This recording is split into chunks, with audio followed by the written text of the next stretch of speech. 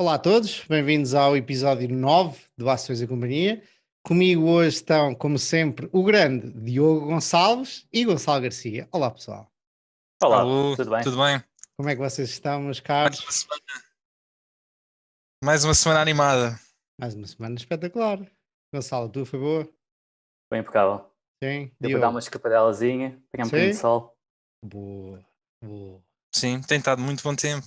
É. Yeah. Já estamos aqui. Dentro da primavera, né? E vai mudar a hora este fim de semana, portanto, Ah, vai? vamos As ficar pessoas com os dias compridos. vão estar a ouvir-nos no sábado.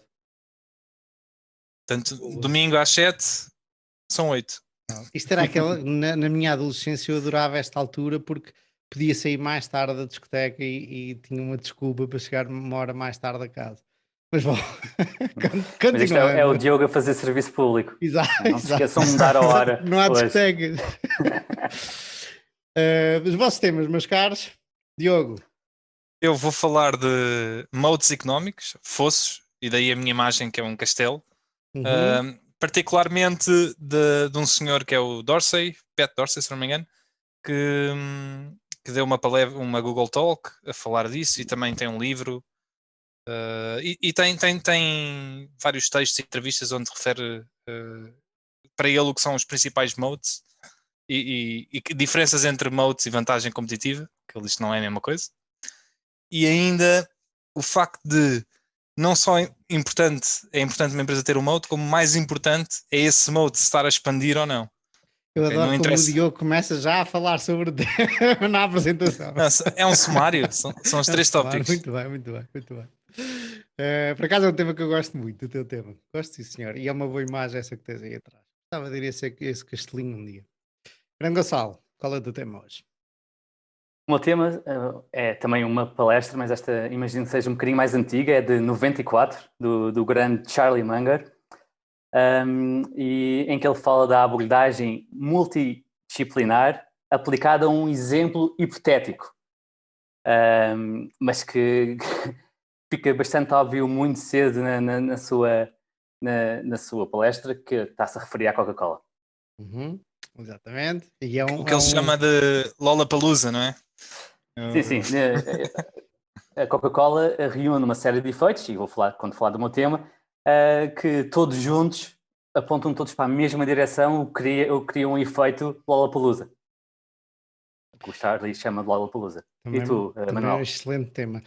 Eu, pela terceira vez consecutiva, mas eu agora criei uma rúbrica para o facto de eu andar todo embrulhado no trabalho e trazer assim temas um bocado menos não um tema específico, mas vários temas que me andam a assaltar o pensamento. Vou criar uma rúbrica que é mais coisa, menos coisa, coisas que aconteceram esta semana ou que eu tenho pensado relacionadas com a bolsa. Cá está, tará, pachum. Precisas de um genérico, meu. Não, Exatamente. o podcast precisa de um genérico. Exatamente, esse é o É primeiro, verdade. o genérico e um disclaimer também, as duas coisas. São temas soltos, eu estive e eles todos têm, interligam-se. Eu, como estava a comentar-vos há bocado, tenho andado embrulhado no trabalho esta semana, muito embrulhado no Excel, já a semana passada também, e daí vem um pensamento que se houve várias vezes, e isto por influência da igreja do Warren Buffett e do Moniz Pabrai, que já nos perguntaram quem era o Moniz Pabrai. O Moniz é um tipo, é um investidor conhecido por ser, tem uma conversa muito boa, muito fluida. Tem um livro que me está a falhar o nome, o Dando Investor, e é um tipo que dá muito prazer em ouvir É o- e que não gosta muito do Excel, porque, obviamente, da igreja do Warren e do Charlie Munger, e eles na altura não começaram com Excel, portanto nunca tiveram Excel, e ele acha que não devemos usar Excel. As ideias têm que ser óbvias. O que é certo é que o Excel dá um jeitaço de caraças, em especial numa coisa. O facto de, e eu, por exemplo, quando invisto numa empresa, não faço isto com todas, mas quando invisto numa empresa, eu gosto de fazer um modelo, criar um modelo Excel e pôr quase todas as métricas fundamentais eh, de uma a uma à mão, ok? E entender porque é que as margens, porque é que os salários estão a subir ou estão a descer, e entender porque é que as rendas estão a subir ou estão a descer, e entender porque é que a empresa está a gastar mais CAPEX porque está a comprar, não sei, hipoteticamente está a comprar mais máquinas para reforçar a sua posição competitiva. O simples facto de o trabalho minucioso de pôr os números no Excel, e eu tenho sempre, eu como sou muito visual, tenho sempre gráficos ao lado, todas as métricas vêm com gráficos, fazem-me pensar por que raio é que os custos estão a aumentar, porque é que os juros estão a aumentar. Este trabalho é importante e há muita misjudgment, agora para pegar no tema do Gonçalo, hum, em relação ao Excel. E porque realmente o Excel só nos dá isto, se quisermos o chamado preço objetivo, que é outra coisa, o valor intrínseco é outro mito de bolsa. hum, o Excel só nos dá aquilo que lá pomos. Se lá pomos caca, ele vai nos dar caca, portanto, só nos dá aquilo que nós pomos. Mas, independentemente do que ele nos dá, de preços futuros da ação, etc, etc, taxas de retorno, é muito bom este trabalho de minúcia de analisar custo a custo, fonte de vendas a fonte de vendas, se as lojas têm o like for like sales a aumentar, a diminuir, tudo isso. Bom, e isto para dizer que, como tenho andado tão embranhado, o Gonçalo está ali a querer dizer qualquer coisa, e deixa só terminar. Como tenho andado tão embranhado nisso, não tenho visto tantas notícias assim e prestado tanta atenção ao mundo, portanto trago assim várias coisinhas rápidas. Esta era uma delas. Grande Gonçalo, diz-me lá a tua opinião do Excel. Não, só para desenvolver um bocadinho, sou grande fã do Excel, acho que é muito importante, com o pequeno caveat, não é? Em inglês, que pode nos dar uma sensação de previsão que na prática não existe. Nomeadamente, notamos disso muito em Accurate Research, em que vês os analistas com o seu Excel, com o seu modelo de avaliação, a tirar um price target altamente preciso ao cêntimo. Aquilo é o que o Excel diz, mas há que distinguir aqui um pouco o que colocas no Excel e o preciosismo da avaliação. Tem que justificar o trabalho, não é? Por isso é que tem que ser assim, porque aquilo é verdade, é verdade. É uma falsa precisão que o Excel te dá, mas eu queria exaltar os positivos, porque eu ultimamente, não sei, na verdade, eu só vi um tipo falar bem do Excel, que foi o Rob Vinal, porque de resto eu sempre que ouço falar do Excel ouço as pessoas falar contra, portanto eu parto do princípio que já toda a gente sabe os argumentos contra. O Rob Vinal tem uma nuance muito gira em relação a isso, que é, muita gente fala sobre a história da margem de segurança e que isto tem que funcionar mesmo fazendo as contas de cabeça, e o que eu concordo, ou seja, tem que ser muito simples a tese e a tua margem tem que ser grande para o ponto de não teres que ser preciso, não é? Se estás a comprar a 40 ou 45, deve ser irrelevante, porque se estiveres certo vais fazer dinheiro, quer compres a 40 ou 45. E como disseste no outro dia, não precisas de pesar uma pessoa para saber que ela é gorda. Eu Exatamente. sou 90% não é a favor disso, concordo com isso a 90%. Já vos digo porque é que não concordo 10%. Diogo, continua. Mas ele diz outra coisa, que é, os investidores são pagos, não é, para projetarem o futuro, não é? Portanto, se eles acertarem como é que o futuro vai ser, vão fazer dinheiro. E o que ele diz é, tu não és só pago para teres essa margem de segurança, tu também és pago, na verdade, para acertar com exatidão. E ele estava a falar de uma data de setores, como neste caso setores financeiros, como leasing, ou seguros, ou etc. Não só vai à falência aquele que faz os seguros demasiado caros, não é? A seguradora que está a fazer os prémios e que falha os preços todos, porque está a cobrar a menos, como também acaba por ir à falência aquele que na verdade está a cobrar muito a mais. Está a pôr grande margem financeira, segurança, e a cobrar demasiado. Porque o que acontece é que vai haver outra empresa que consegue cobrar, ser mais eficiente, consegue prever mais efetivamente o futuro e vai cobrar menos do que tu, e essa vai-te acabar de levar à falência, porque é mais exata a prever o futuro. Portanto, não só tu perdes se tiveres uma grande margem de segurança, como se não tiveres. Não é? Tens que ser, quanto mais preciso és, mais dinheiro vais fazer no futuro, é o que ele quer dizer com isto. Isso em relação às seguradoras, suponho. Ele faz uma analogia para todos os investimentos, não é? Não tenho certeza, sou... Porque também não entendi completamente, mas depois em off podemos ter, ou podemos voltar a essa conversa outro dia. Imagina o caso da seguradora, não é? Se eu cobrar muito pouco, O que vai acontecer é que eu vou Na falir. seguradora tu tens, desculpa interromper-te, na seguradora tens concorrentes, mas com o teu dinheiro específico, estás a perceber? Se tu fores mais Não, caro, estás-te a comprar sempre Tu, mais tu, caro, cobras tu, mais tu, do te- que outra pessoa.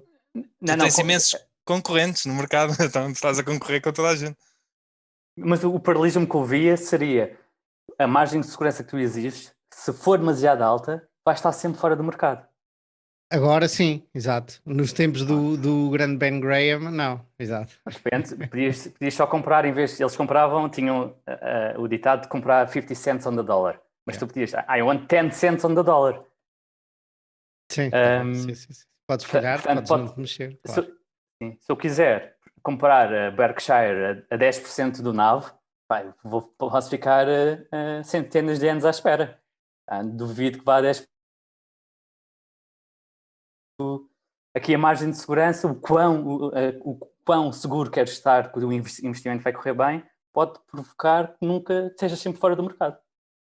E isso Eu acho, cola. Diz, Diogo. eu acho que aqui a questão é quanto mais pessoas tiverem, ou investidores estiverem no mercado, quanto mais inteligente for o agregado de pessoas que está a estudar isto tudo, mais preciso tu vais ter que ser, não é? Porque as ineficiências vão ser cada vez menores. Não é? De alguma maneira. A não ser que sejas incrivelmente paciente. E nós sabemos que tempos a tempos há correções extremas no mercado, e tivemos uma no ano passado bastante grande, e tivemos uma há 12 anos atrás. Portanto, se fores incrivelmente paciente, vais ter uma altura em que a tua margem de segurança pode provavelmente entrar. Mas a questão é, consegues ser paciente durante décadas? Provavelmente. Ainda no outro dia vi o Ian Cassel dizer que há um bull market sempre em qualquer lado. Ok? Portanto, um gajo não precisa ser paciente, só precisa de encontrar onde estão as empresas baratas, não há nada. Tudo bem que demora e não é todos os dias que um gajo as encontra, mas existe sempre um bull market em qualquer lado. Se não é nas tecnológicas, é nas commodities, se não é nas commodities, é numa empresa qualquer em Portugal, em qualquer lado há. E o gajo que virar mais pedras, isto é adaptado do inglês, the turning the most rocks, wins, o gajo que virar mais pedrinhas a ver onde é que está o bom investimento, ganha. Ainda em relação ao Excel, e isto que estavas a dizer, Diogo, de que obviamente tem o seu fundo de verdade, que um investimento deve ser fácil, não precisa do Excel. Existem outros investimentos que não são assim tão simples. Dou-te um exemplo, no dia estava a falar com um tipo que já comentei aqui, o Gabriel Casa, já não sei, espanhol, que tem feito muito trabalho nos barcos de LNG, de gás natural. Gabriel Castro, isso mesmo, obrigado. E o gajo mandou uma análise dele e ele disse-me, eu estudei mais para esta análise, neste caso da Golar, que é outra empresa que o Paramês também tem. Ele disse, eu estudei mais esta empresa do que estudei para a CFA, e ele fez os 3 níveis. E só naquela empresa. E deve ter, eu não vi o modelo da Excel, mas deve ter, tudo pelo que eu entendi, todos os barcos da empresa modelados, os cash flows e os contratos todos dos barcos todos da empresa. Ok? E ele está convicto que a Golar é uma grande empresa, é uma grande oportunidade de negócio. Eu não faço a mínima ideia, ainda nem sequer li bem a análise dele, mas é preciso muito trabalho aqui para tu entenderes isso. Ok? Há estes casos específicos. Mas tu podes ter muito trabalho, mas no fim de teres esse trabalho todo, a coisa ser muito simples para ti, não é? Sim, Porque sim, tens essa podes bagagem dizer, toda. tens 10 barcos que vão lucrar 100 e hoje está a 300. Ok, sim, mas é preciso muito trabalhinho de formiguinha nesses casos, que não são contas de merceeiro que lá chegam. Onde é que isto está? Onde é que isto está? Onde é que isto está? Isto agora, falta aqui introdução aos nossos queridos ouvintes e telespectadores. Não são telespectadores, são YouTube ou espectadores. Temos o grande Bruno Mendes, vamos dar aqui um abraço a todos. O Márcio Marques, isto foram os que deram, os que nos comentaram no episódio 8. O grande Márcio Marques. O José Simões propõe-nos uma coisa porreira, que eu já comentei e até estou para imprimir as notas das aulas do Greenblatt, que é CAPEX de investimento, CAPEX de crescimento e CAPEX de manutenção, as diferenças, etc. Isto é um tema espetacular, só que para este formato de podcast temos que encontrar exemplos, porque senão fica muito maçudo, pode ser muito teórico, mas excelente tema. E o grande Marco Jorge a dizer que o nosso, e aqui temos que nos vangloriar, que o nosso conteúdo é do melhor que temos em Portugal para quem gosta de mercado. Sim, senhor, isto não era nada, não há aqui surpresa nenhuma. Hã? Silêncio, olha, muito obrigado, malta. Esperemos que Estás um continuem bocado a com gostar. delay, ó. Ou não? Estou com delay. Eu espero que isto melhore daqui para a frente. Avisem-me se tiver muito delay. Outro senhor que eu já comentei aqui que nos segue é o Hugo Rock. E o Hugo Rock, no outro dia, nós falámos sobre a Tesla e eu comentei que a Tesla era uma bolhazinha. E desde esse dia, o Gonçalo já me alertou no outro dia, desde esse dia a Tesla já desceu 30%, portanto entrou tecnicamente em bear market. Explodiu a bolha. É uma bolha mais pequenina. É uma bolha, por enquanto, espera aí, vamos ver. E tem estado nas notícias que, para quem não sabe, existe um fundo da senhora Cathy Wood, que é o ARK, ARKK, ou ARK, que tem tido um sucesso tremendo e há muitas comparações com o Warren Buffett nos últimos anos, porque tem investido nestas empresas de Teslas, Ubers, etc., que andam aqui a disrupcionar o mercado e tem-lhe corrido muito bem. E ela veio, na verdade não foi ela, foi uma colaboradora dela, no outro dia postou um post com a nova avaliação da Tesla e eles sobem o price target para 3.000. A Tesla hoje, eu vou confirmar, está nos 600 e qualquer coisa, se não estou em erro, 636. E elas dizem que a Tesla vai valer por ação 3.000 daqui a 5 anos. Isto representa 4 trillion de market cap e foi gozada à força toda no Twitter. Eu não estou a dizer, mais uma vez, o Hugo Rock, o que nos comentou da outra vez foi o que é que a pergunta deveria ser, e que nós devíamos responder a isso, e eu ando a adiar essa conversa, mas um dia desses faço, é o que é que o preço da Tesla está a assumir ou a descontar neste momento? Quais são as assumptions que estão no preço da Tesla? Esta senhora, a Cathy Wood, lança aqui algumas estimativas, e uma delas é que o negócio de seguros da Tesla, que neste momento existe ainda só na Califórnia, vai ter um revenue de 23 bilhões, mil milhões, ok? Daqui a 5 anos. E isto é uma brutalidade, ok? Porque eu estive a ver aqui, as maiores do mundo são a State Farm, Geico, Progressive. Eu fui aqui encontrar os números da Progressive, que estava em terceiro lugar, a Geico é do Buffett. E tem 42 billion, mil milhões de revenue. O que é que, e eu não estou a dizer que não pode acontecer, porque estamos em 2021 e tudo pode acontecer, eu já deixei de ser cético. O que indica que a Tesla em 5 anos vai chegar a metade dos revenues da Progressive. Se é possível ou não, parece-me, assim à primeira, sem conhecer a indústria das seguradoras, parece um bocado esticado.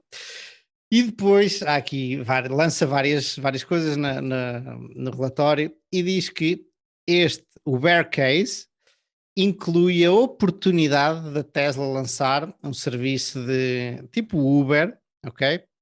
Conduzido pelo homem, por humanos. A oportunidade, portanto, inclui no bear case, no pior caso possível, uma oportunidade que eventualmente pode não ser materializada.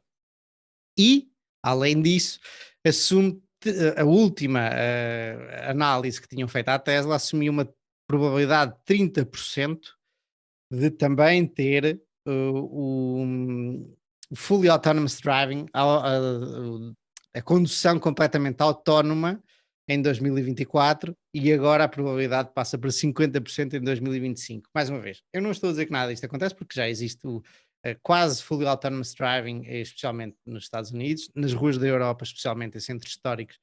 Ainda estamos para ver como é que vai funcionar, com muitas coisas a acontecer.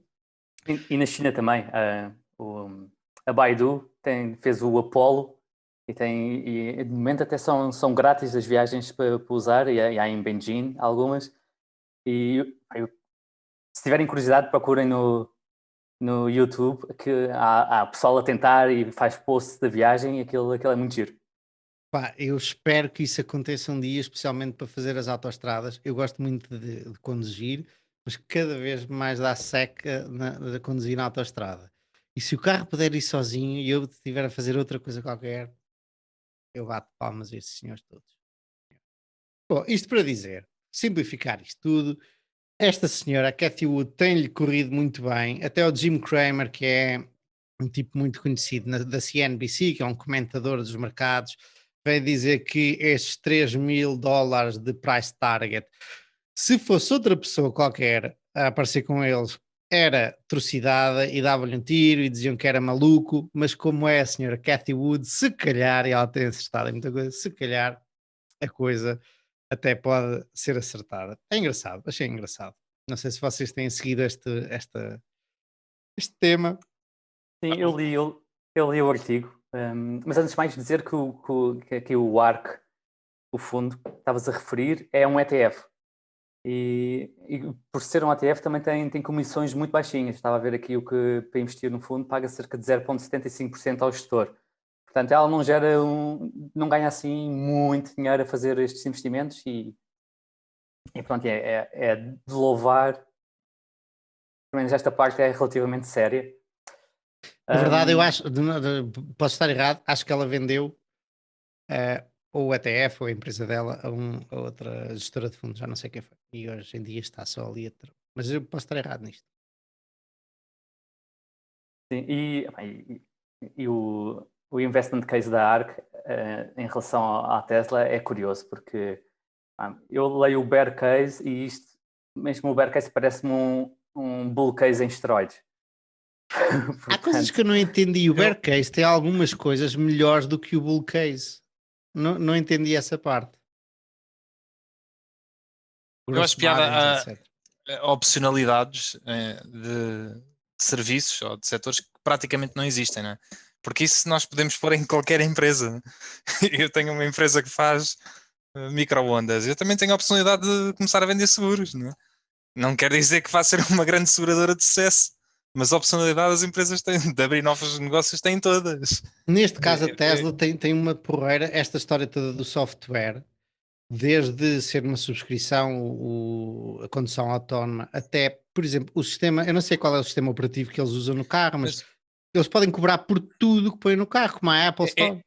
É verdade, mas ao mesmo tempo isso não a transforma nunca numa empresa de software, porque para tu subscreveres o serviço, tu tens de comprar um carro, não é? E ela tem que, ao contrário, ela tem que fabricar o carro para depois cobrar esse serviço por cima. Portanto, ela tem custos fixos à mesma, não é uma empresa de software, não é? Ela tem que produzir o carro para depois cobrar um serviço extra. Meus Ela tem que ter senhores, os custos da produção do carro. chegamos ao final do meu tempo. Vamos passar ao próximo. Grande Diogo. Nós temos 5 minutos no timer, portanto, entretanto, vamos cortar aqui só para te lembrar. Fala-nos um bocadinho de modes, porque é muito interessante, então, depois de falarmos da Tesla. Vamos a isso. Sim, a história dos moats vem mesmo do próprio. Foi um conceito que o próprio Warren veio disseminar pelo mundo financeiro e que depois tem sido explorado por muita gente. E este senhor, o Pat Dorsey, escreve e deu muitas palestras. Achas que não foi o coisa, o Fisher? O nome Mode, eu conheço o conceito do Buffett, mas o conceito... Sim. O conceito é provável. Mas o nome de fosse económico, não é? Não sei se foi dele, mas sim, mas é claramente uma vertente Fisher e não uma vertente Graham de investimentos. E a ideia é um bocado nós estudando o capitalismo, não é? E o sistema capitalista onde estamos. O capitalismo é um sistema selvagem, no sentido onde qualquer empresa, não é, que seja criada e que tenha grandes retornos sobre o capital, automaticamente vai ter 1000 olhos a olhar para aquilo e a dizer, olha, isto dá dinheiro e, portanto, vamos tentar fazer o mesmo. E, portanto, em qualquer área que surja uma empresa que tenha altos retornos, automaticamente nos anos seguintes vai haver 7 cães a um osso e imensa gente a tentar replicar esse sistema e, com competição, esses retornos diminuem. E, portanto, se nós olharmos de uma maneira geral para todos os setores, todas as indústrias e todas estes mini sistemas económicos, que são empresas, é muito difícil manter grandes retornos de capital durante muitos anos, porque a competição trata de forçar Diz esses como é que retornos é. exatamente, a diminuírem. Mas há exceções. E há certas empresas que, por vários motivos, vamos agora aqui falar alguns que este senhor Pat Dorsey vai dizer, conseguem afastar a competição, impedir que a competição venha roubar a sua fatia do bolo, não é? E continuar a ter grandes retornos sobre o capital ano após ano e algumas empresas décadas após décadas. E daí o chamado fosso económico, que é impede a concorrência de se aproximar. Daí o castelinho com força atrás de ti. Exatamente. E, na verdade, teoricamente, deveria haver muito poucas empresas que têm estes moats, e estes moats têm tendência com os anos, mesmo nas grandes empresas, a decair. E este senhor, o tal Pat Dorsey, então veio descrever um quadro onde metia as Recomenda o livro características. dele. Recomenda, desculpa interromper-te. Recomenda. Sim. Epá, podes fazer tu. Tens aí Não, o nome à mão, não, não é? por acaso não tenho, não tenho aqui à mão, não. Espera. É o The Little Book That Uh, Builds Wealth? Não. É É, isso mesmo. Exatamente. é da série Little Book, não é? É um livro fantástico, acho que vale a pena para toda a gente que gosta de estudar economia e microeconomia e empresas, etc. E aliás, eu recomendo o livro, recomendo a Google Talk que ele deu há uns anos, que também está espetacular. E pronto, ele também gera um fundo e dá para ver as participações que ele tem e as mudanças que ele faz no portfólio. Quais são? Quais são? Ele basicamente enumera 4 ou 5 modes diferentes. Primeiro, ele fala de modes que são de ativos intangíveis, em que ele diz é a marca, ok? Marca é um mode espetacular, e ali o Gonçalo tem a Coca-Cola atrás, que é capaz de ser uma das melhores marcas como marca que alguma vez existiu de sempre. Né? A marca demora anos a ser criada e está constantemente a ser construída, mas uma boa marca é muito difícil de quebrar, e o exemplo da Coca-Cola é um exemplo espetacular, porque nós pegamos em qualquer outro tipo de bebida daquele género, tipo cola cá em Portugal não temos muita, na verdade nem sequer temos muita variedade, mas cola do Pingo Doce, não é? E as pessoas estão perfeitamente dispostas a pagar mais de 30 ou 40 cêntimos pela Coca-Cola, e se a Coca-Cola subir 5 cêntimos para o ano, eu duvido que haja muito pouca gente que deixe de comprar Coca-Cola por causa disso. Ela foi criando uma marca na cabeça das pessoas, e toda a gente tem uma ideia, quando pensa em Coca-Cola, tem um sentimento ou tem uma vontade na cabeça deles que não existe com as outras marcas. Outro exemplo que ele dá aqui de marcas é a Heinz, por exemplo.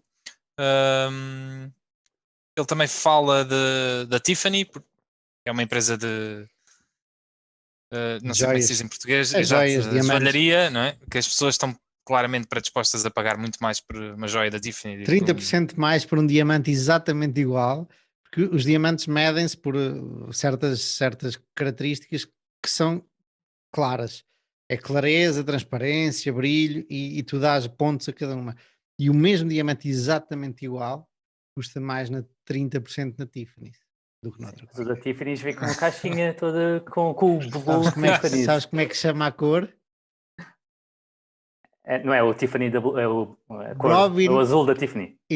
mas é Robin Egg Blue, ou seja, Ok, não sabia. o Robin é um pássaro, não sei qual é, cujos ovos são daquela cor. Uau. E pronto, e portanto, claramente as marcas Faz-me é um um, favor, é um, Diogo, baixa o teu, só para isso. claramente as marcas é um mote incrível, e obviamente que é preciso ir reforçando, mas o poder destas marcas como a Coca-Cola foi construído ao longo de no caso da Coca-Cola, mais de 100 anos, não é? E nós somos, entre aspas, lavados cerebralmente em relação à marca desde muito pequeninos. Nós crescemos a ouvir falar da Coca-Cola. Olha, outro exemplo de marca é a Disney, não é? Nós crescemos desde pequenino sempre a ouvir falar destas marcas, e estas marcas a enraizarem-se na nossa cabeça, e obviamente que têm um peso muito grande. Ainda dentro dos ativos intangíveis, ele fala também de patentes, Obviamente a patente dá uma vantagem competitiva, principalmente se for uma patente de longo prazo, isto depois também depende de indústria para indústria, e fala de licenças. Por exemplo, ele dá o exemplo de um casino físico, não é? O Casino de Lisboa. É muito difícil obter uma licença para construir um novo casino e, portanto, os poucos casinos que há em Portugal, em Lisboa, têm uma vantagem competitiva, não é? Tem um moat, não é uma vantagem competitiva. Não há competição, não é? Claro que também porque as concessões para os casinos são bastante anos. Curiosamente, a do casino de Estoril, Lisboa, que é a mesma área, expirou o ano passado. E não foi renovada? Não foi renovada, porque expirou em ano de pandemia, não foi renovada. Foi estendida por mais um ano e agora será renovada, em princípio, este ano, ou para o próximo, ou depois veremos. Diogo, Sim. diz-nos lá a diferença entre vantagem competitiva e moat. Sim, eu estava a dizer vantagem competitiva, mas não é uma vantagem competitiva. Até porque lá está, nestes casos, nem há competição, no caso da licença, né? Portanto, uma vantagem competitiva pode ter mais a ver com, por exemplo, com a gestão, não é? A gestão pode trazer uma vantagem competitiva. Não é um moat, mas claramente uma empresa que seja melhor gerida dentro de um setor em relação à outra tem uma vantagem. Ok. Um moat bloqueia competição. É algo que é. O Warren costuma dar o exemplo até das pastilhas elásticas das Wrigley, que é a marca de pastilhas elásticas. Dá-me o dinheiro todo que quiseres do mundo e deixa-me escolher quem eu quiser e eu não consigo criar uma empresa que compita com a empresa com a Wrigley de pastilhas elásticas. Isto é um moat, não é possível competir. Neste caso, o Pat Dorsey diz que a marca por si só não é o moat, é se te permite ter pricing power.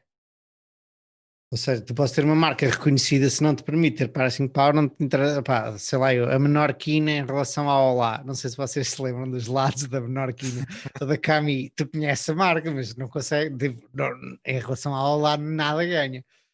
Ainda que há pessoas, haja pessoas que gostam muito do Maxi Bom. Sim, diz. É o lá que tem um nome diferente país para país, mano.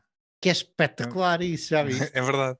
Mas continua a ter esse mote deles. É engraçado.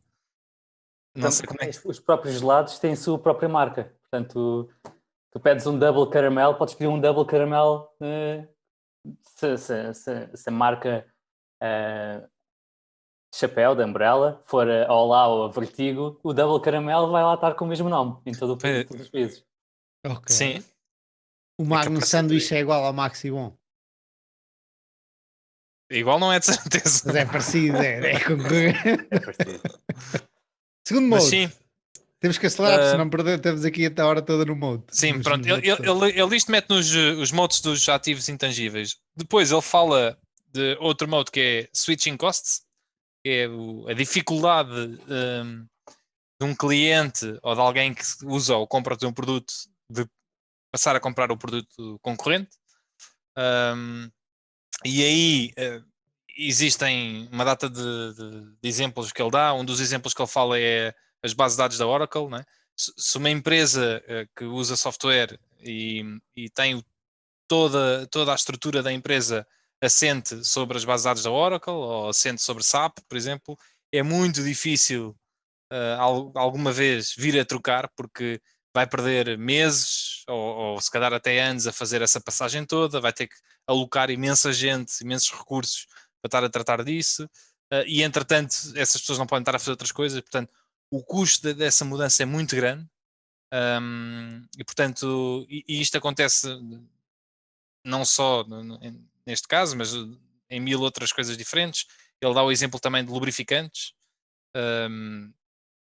Não me perguntem porquê, mas deve haver alguma necessidade. Tu tens o WD-40, tu perguntas a alguém, especialmente na construção ou eventualmente nos carros, mecânicos, etc. Qual é o lubrificante rápido? E é um nome, é tipo a Gillette.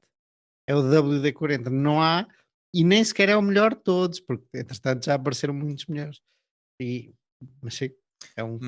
Exato, mas portanto, quando algo que é estrutural, não é, do teu negócio está assente num produto de alguém, é muito difícil tu fazer essa passagem.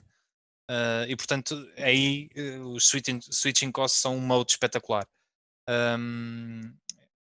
Outro exemplo que ele dá é efeitos de rede, network effects. É outro modo que tem vindo a ganhar muito mais relevo hoje em dia no mundo da internet, porque as empresas normalmente da internet depende se é B2B, se é B2C, mas têm muito este modo associado. Quanto mais gente, o Facebook é um exemplo fantástico disso, quanto mais gente usa o teu serviço, mais difícil é das pessoas usarem o serviço concorrente, porque vai estar lá toda a gente a usar aquilo, né? Portanto, e aí nós podemos pôr quase todas as empresas, ainda há bocado nós estamos a falar de uma Netflix, se houver alguma outra aqui associado será Network Effects, não é? Quanto mais quer clientes finais, como nós, subscrevem o serviço, e do outro lado, quanto mais estúdios estiverem associados também, a estarem a trabalhar em exclusivo para a Netflix, mais difícil vai ser mudar, porque o conteúdo, estão a produzir mais conteúdo, tem mais oferta e também há mais pessoas sempre presas àquele serviço, e portanto as empresas, o Maurício está ali com uma cara de quer contrariar Estava na isso que eu estou a dúvida dizer. estava na dúvida se era network effects ou vantagens de escala. Mas é uma conversa longa e demasiado detalhada para, para ter agora, sim. As network effects são em parte também Sim, sofrem sim, também de sim. vantagem de escala, claro. É. Mas sim, mas pode não ser exatamente a mesma coisa. E pronto, outros exemplos que ele Avisa, por exemplo, os pagamentos. exatamente. Também é uma Ele dá aqui importante. outro exemplo da Western Importante. Union, que é troca de dinheiro, né? Uhum. Portanto, basicamente tu para enviar, eu não sei muito bem como é que funciona, mas suponho que para enviar dinheiro através da Western Union, a outra pessoa também tem que estar na Western Union e portanto acaba por haver. Tem que haver um guichê da Western Union do outro lado. Exatamente. Portanto, quantos mais há, mais pessoas usam, mais tens vontade de abrir guichês.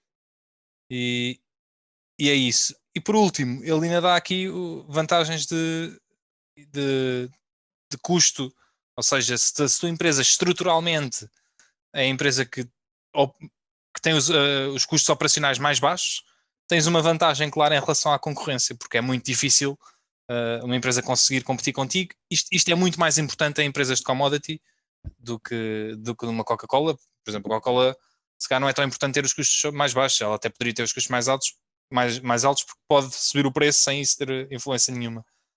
Mas em negócios que são commodities, se tu fores um produtor de petróleo nos Estados Unidos, né?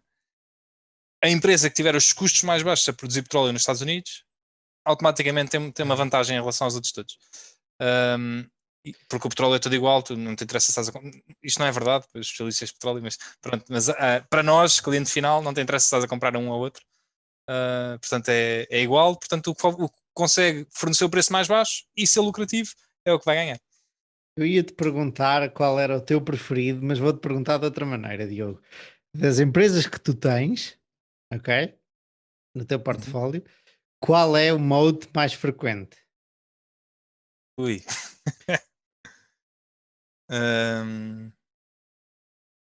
Podes também responder qual é o teu preferido, mas eu achei que assim até ficava mais interessante. Enquanto pensas, Diogo, eu vou dizendo aqui as empresas que estão no portfólio do PET. Em primeiro lugar, temos o Facebook com 22% do portfólio. Portanto, claramente, network effects aqui a funcionar. Em segundo lugar, temos a Wix.com. Eu não o conhecia, mas o Manuel conhece. Se quiseres descrevê-lo num instantinho, Manuel.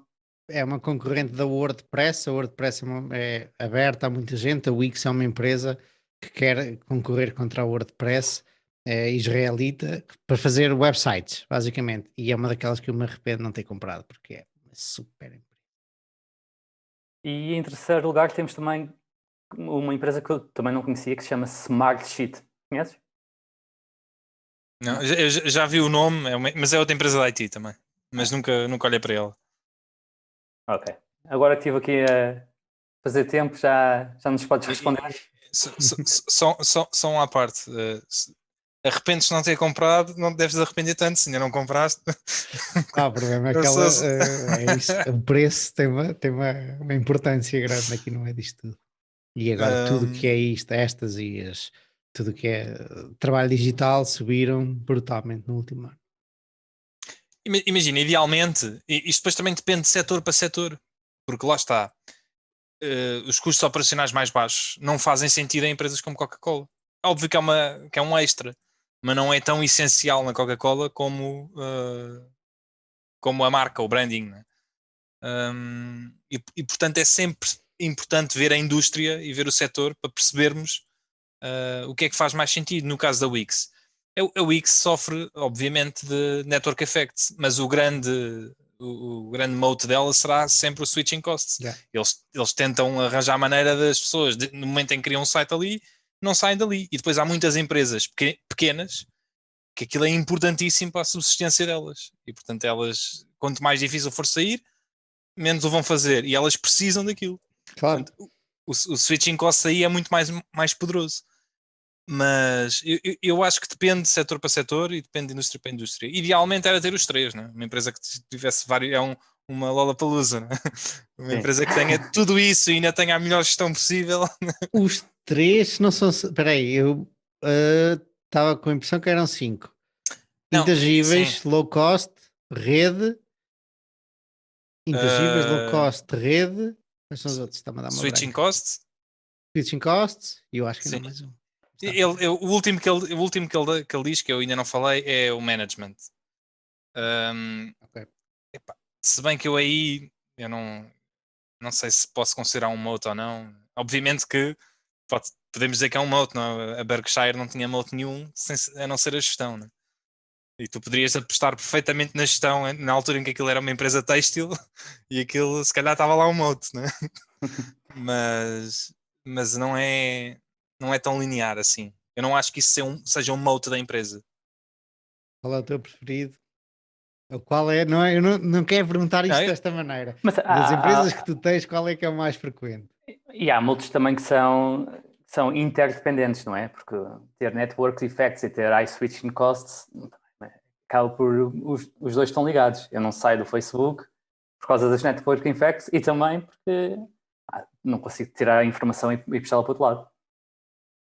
Não, mas as switching costs aí no Facebook eu não acho que haja muito. Se houvesse outra ferramenta que tivesse mais gente, okay, muito facilmente toda a gente começava a ir para lá. Okay.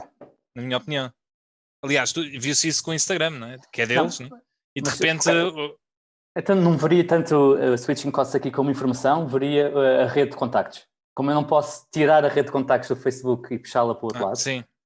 Pronto, isso seria um switching cost. Não mudo porque não consigo puxar esta rede de contactos. Perguntaram Mas essa rede de contactos, em parte, também é um network effect, se pensares. Mas sim. Não, sim, é o que eu estava a dizer. É interdependente. É. Epá, eu acho que é uma junção de network effects com switching costs, aquilo que eu tenho mais. Eu acho que é mais difícil, por exemplo, para mim, avaliar o poder de uma marca,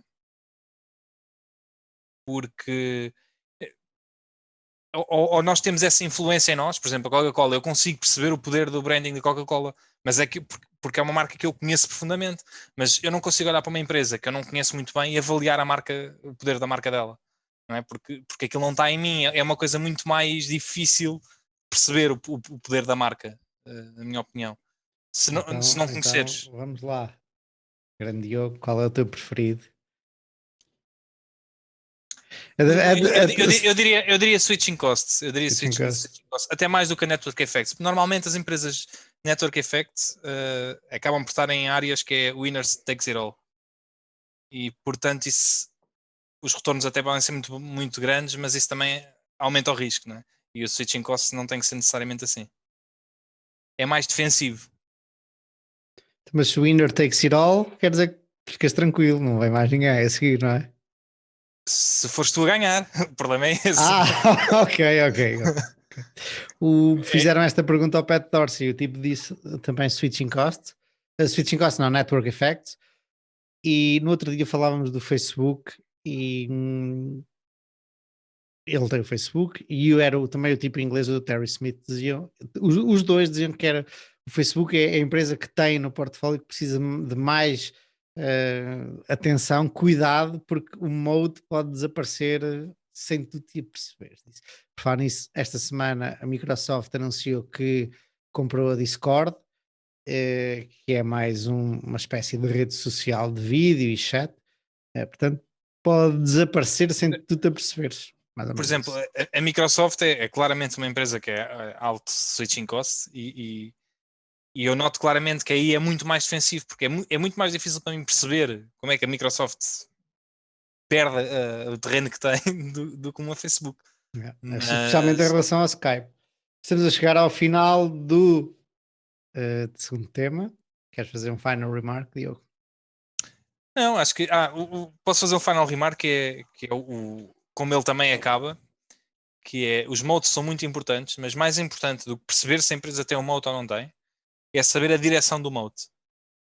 Porque tu podes ter a empresa com o maior mote do mundo, mas se o mote já está em declínio, não é? Tu estás a comprar na altura errada.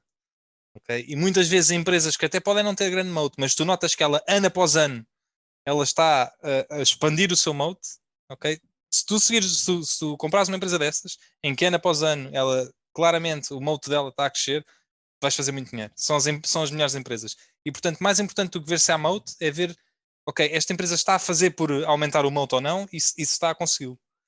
Se isso está a acontecer, estás no caminho certo. Ver se esse fundo atrás de ti se torna num oceano. Exatamente. E pronto, e com isto passo para o Gonçalo. Grande Gonçalo, vamos lá ao teu Bora lá. tema, porque vem perfeitinho agora aqui no seguimento do Diogo. Vamos lá. Bem mesmo, a Coca-Cola, como o Diogo frisou várias vezes, tem um mote enorme, e o Charlie deu uma palestra que eu só li o transcript, mas adorei ler e aconselho vivamente, e nós depois podemos pôr na descrição o link para o pessoal ler esta palestra. Isso está no outro livro, desculpa só interromper, não sei se vocês já leram, que é o Puro Charlie Almanac, que eu recomendo toda a gente a comprar o livro. É espetacular esse livro. Está aqui, vocês não veem, mas está a fazer de base ao meu computador para o computador estar ao nível dos olhos. É uma ótima base. Se a tua vida for assente nessa base também, e principalmente os teus investimentos. E o Charlie acredita numa abordagem multidisciplinar e nesta palestra ele fala como tornar 2 milhões investidos numa empresa em 2 trilhões em 40 anos. Algo assim, um bom pitch para começar, não é? Querem tornar 2 milhões em 2 trilhões? Então vamos lá. E ele diz que é um exemplo hipotético, mas nós conseguimos perceber, obviamente, que ele se referia à Coca-Cola. E eu volto a frisar que esta palestra foi em 94, portanto, é o ponto de vista é o ponto de vista de 94, portanto, foi há 26 anos, 27 anos. A Coca-Cola valia então 55 bis em 94, hoje vale 4 vezes mais, 5 vezes incluindo os dividendos, agora vale 220 bis. Não é muito em 15 anos. Em 27 anos, sim, não é. Portanto, a Tesla subiu 7 vezes o ano passado, portanto. É verdade. Para atingir o price target do Charlie precisa ser uma 10-bagger agora até 2034. Pronto, vamos ver. Mas pronto. Basicamente, ele começa a palestra a dizer: imaginamos que estamos em 1885 e vamos inventar do zero um novo negócio de bebidas não alcoólicas, com o qual todos vamos ficar ricos.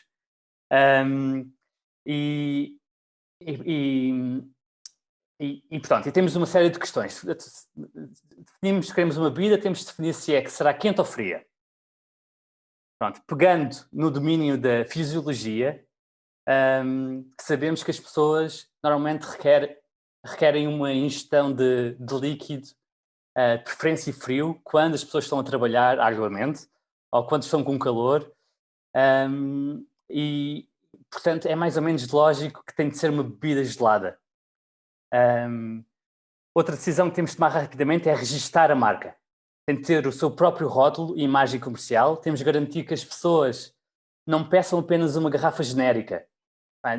E têm de pedir, queremos uma Coca-Cola. Pronto.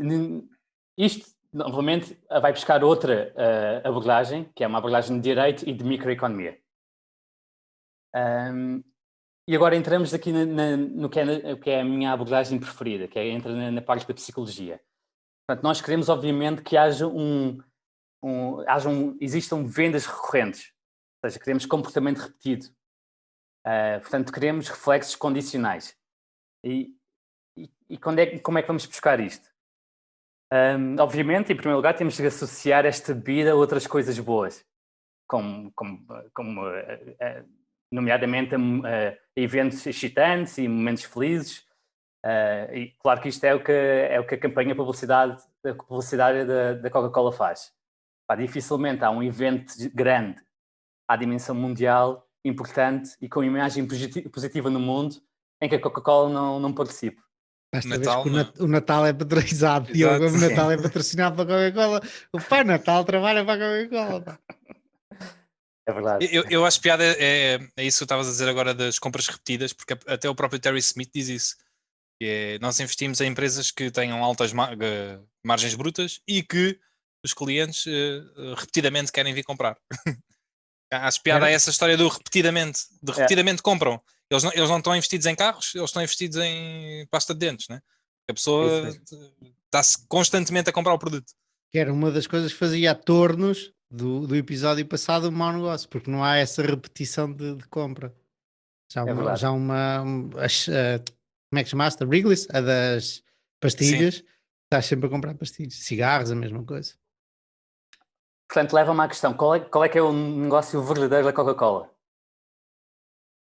É vender felicidade. Isso. Essa é uma muito boa resposta.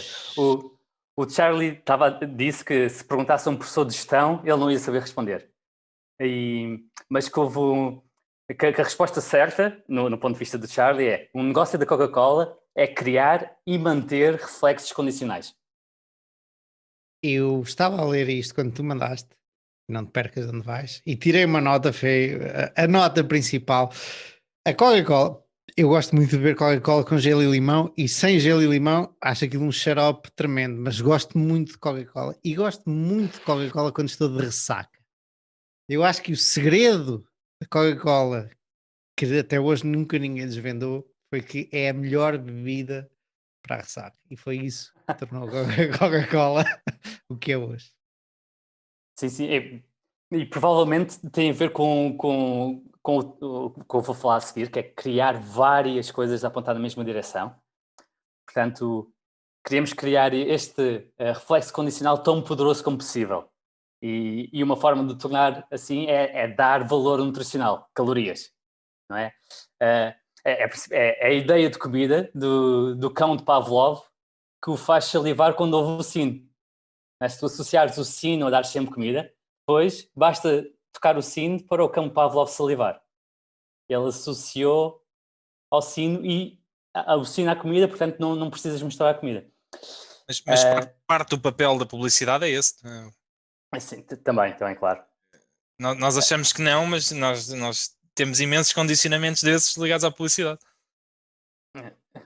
Que horas são as 4h30 são horas de? Hora de Coca-Cola, não é? Light, vês? Aí está. Esse anúncio é bem antigo. Pois o Diogo não deve ser do meu tempo. Eu pensei que tu ias. Era um anúncio. Acho eu que o público-alvo era feminino, porque era um gajo todo musculado ali a lavar janelas, de tronco nu, e eram 4h30 e as mulheres faziam todas o intervalo para ir beber Coca-Cola Light a ver o tipo. Pronto, era isto. Mas isso não me é estranho, mas não me lembro. É curiosamente feminino, mas não é feminista.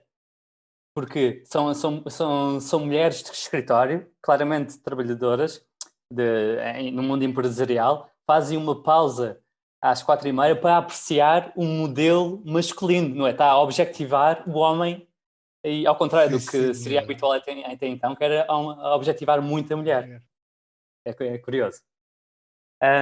Continuar. Portanto, claramente queremos algum valor calórico na nossa bebida para criar o tal reflexo condicional. O que é que queremos mais? Para ter uma combinação iolapalosa, queremos o sabor também é muito importante, não é? E aqui temos que a fisiologia e a biologia nos dão conhecimento para saber que as pessoas gostam de sabores doces. Portanto, vamos colocar açúcar. Não só porque é doce, mas também porque é um estimulante. Portanto, vamos... É viciante também. É viciante, claro. Vamos transformar o nosso conteúdo calórico em açúcar e ainda adicionamos outro estimulante. Vai ser a cafeína. Portanto, através destes efeitos todos, criamos o Lollapalooza. Eu estava aqui a ouvir-te e quero ver até onde é que tu vais chegar, se vais explicar vais explicar os passos todos. Não. Não ia explicar todos. Porque ainda é um bocadinho longo e não me queria alongar bastante. Eu achei interessante porque eu estava a ler e o cerne da questão desse, eu acho que isso foi um discurso, não foi? Não tenho certeza. Foi um discurso para uma audiência de universitários. Okay. Foi na Universidade Southern California. Isso está no YouTube, de certeza absoluta. Tá. E até no YouTube é do Psychology de Misjudgment. Mas se calhar isso também, mas esta também está, quase certeza.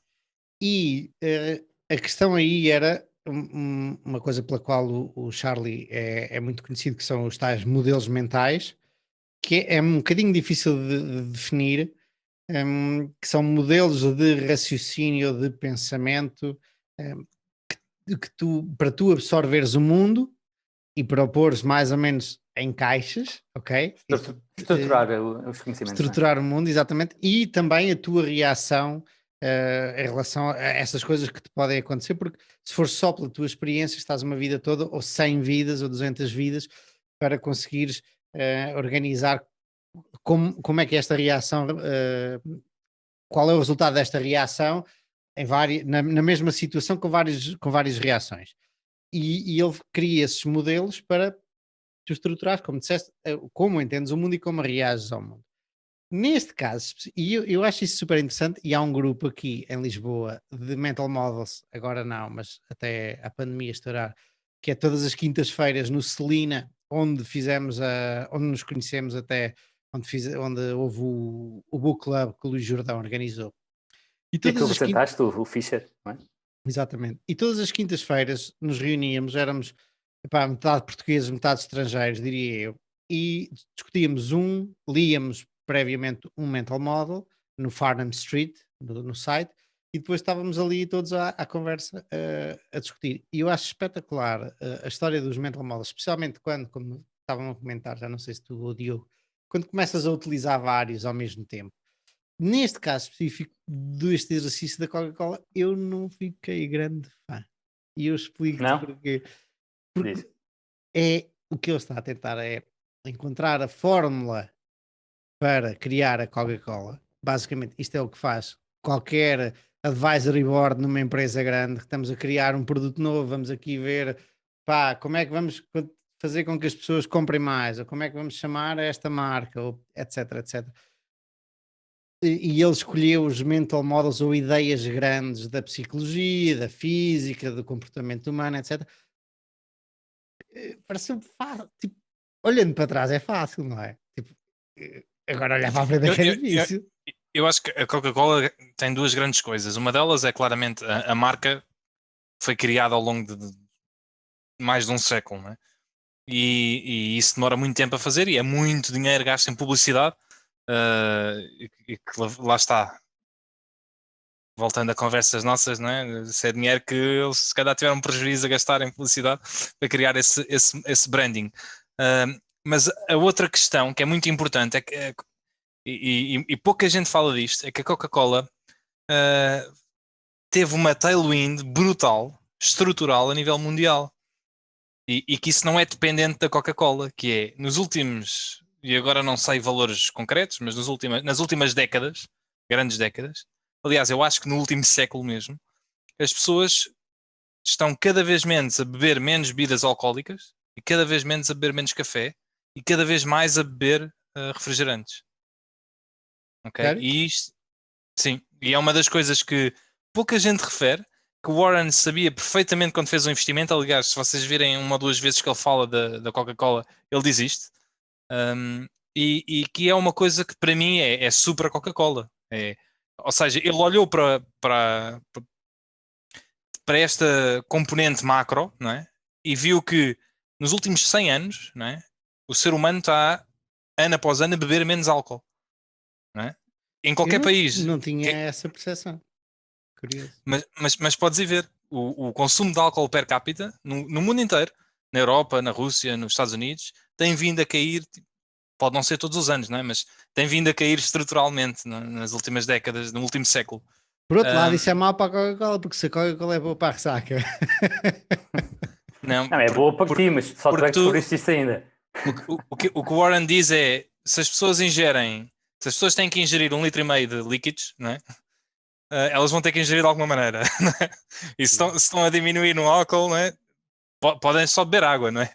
Mas efetivamente estão a aumentar nos refrigerantes. As pessoas vão continuar a beber o mesmo número de líquidos. Ele até diz mais, que é, a população está a crescer, não é? Mundial, X% ao ano, e as pessoas, além disso, além de haver mais população, as pessoas estão a diminuir o número de café, chá e álcool que bebem.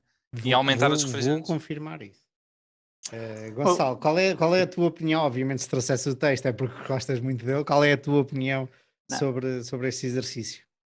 Eu gosto bastante. Podemos discutir se é ou não é algo forçado usar esta multidisciplina à Coca-Cola, mas eu acho que o Charlie claramente escolheu uma empresa que fosse fácil de perceber as diversas multidisciplinas e que tivesse no portfólio da Berkshire. Portanto, aqui o mais relevante para mim é a crítica implícita do Charlie em relação à forma como nós somos ensinados nas universidades e até antes, mesmo no liceu ou na escola, onde vamos aprender história, onde vamos aprender psicologia, onde vamos aprender biologia, tudo separado, tudo segregado. E ele aqui com um exemplo muito concreto consegue juntar tudo. E é juntar tudo que realmente, é juntar todas as peças do puzzle, todas as multidisciplinas, é que conseguimos criar sinergias entre este conhecimento todo. Esse é um bom ponto. Esse é um bom ponto. E a educação é outra, ainda podia ser um episódio inteiro. E esse é um ponto interessante que o Charlie fala muito, e ele até culpa muitos, curiosamente nunca entendi muito bem porque os professores de poesia.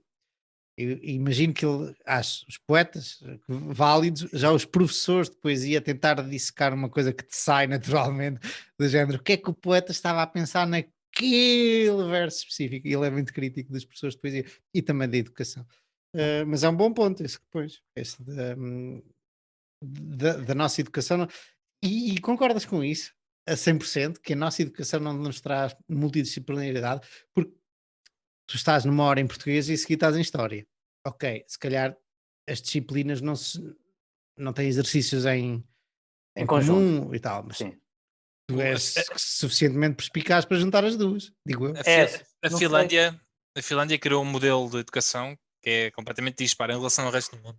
Eu não sei se isto afeta todo o ensino, mas sei que durante muitos anos eles têm um modelo em que é tudo por temas. Eu costumo dar este exemplo, mas isto pode ser aplicado de outras maneiras, que é a temática agora é a União Europeia, ok? E eles dão História da União Europeia, Geografia da União Europeia, Línguas associadas à União Europeia. Estás a perceber? Ou seja, eles dão as diversas disciplinas, mas sempre, nas disciplinas todas que eles estão a dar, o tema é comum. Eles estão sempre orientados para um tema comum. E depois, quando mudarem de tema, mudam de tema em todas as disciplinas. Há uma certa ligação entre as disciplinas todas. Eu não sei se isso não faz sentido. Qual foi a vantagem de aprendermos os Lusíadas todos? Todos não aprendemos, não é? Bom, isso é outro tema. Gonçalo,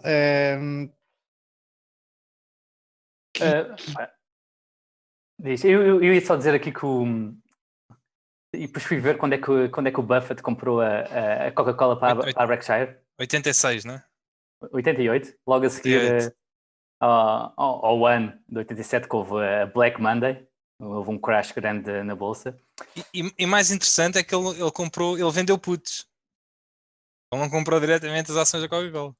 Ok, isso não tinha isso era um tema, Diogo, estás a tocar um tema onde eu ia chegar se tivesse mais tempo no início, que era, muito rapidamente, temos 3 minutos, que é, eu ouço várias pessoas, ou leio nas redes sociais, pessoal a a dizer que a melhor coisa que há é o stop loss. Pá, eu não conheço nenhum investidor sério e capaz que use stop loss, e eu acredito que existam estratégias em que o stop loss faz sentido, talvez até quando já eu quero admitir que há coisas que eu não, que eu não sei e que eventualmente pode fazer sentido quando, por exemplo, já ganhaste muito e entretanto não queres perder já depois de ganhar muito. Mas pronto. E uma opção, neste caso, é exatamente essa opção que tu estás a dizer, Diogo, é exatamente o contrário no stop loss. Porque o Buffett comprou a Coca-Cola, ele disse: se a Coca-Cola chegar cá abaixo, eu compro. E queria a opção, não é?